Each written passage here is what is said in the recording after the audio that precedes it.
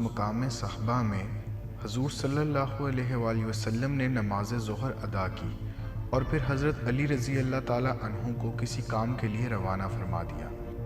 حضرت علی رضی اللہ تعالیٰ عنہ کے واپس آنے تک حضور صلی اللہ علیہ وآلہ وسلم نے نماز عصر بھی ادا فرما لی تھی، اور جب حضرت علی رضی اللہ تعالیٰ عنہ واپس آئے تو ان کی آغوش میں اپنا سر انور رکھ کر حضور صلی اللہ علیہ وآلہ وسلم سو گئے۔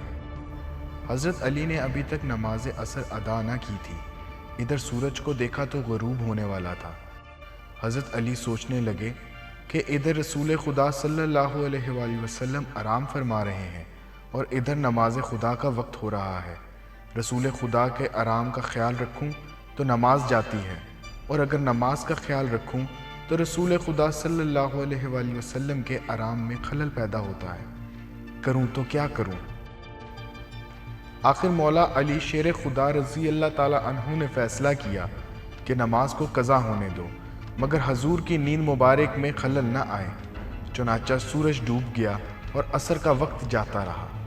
حضور اٹھے تو حضرت علی کو مغموم دیکھ کر وجہ دریافت کی، تو حضرت علی رضی اللہ تعالیٰ عنہ نے عرض کیا کہ یا رسول اللہ، میں نے آپ کے آرام کے پیش نظر ابھی تک نماز عصر نہیں پڑھی اور سورج غروب ہو گیا ہے۔ حضور نے فرمایا تو غم کس بات کا، لو ابھی سورج واپس آتا ہے۔ حضور نے دعا فرمائی تو غروب شدہ سورج پھر نکلا اور الٹے قدم اسی جگہ آ کر ٹھہر گیا جہاں عصر کے وقت ہوتا ہے۔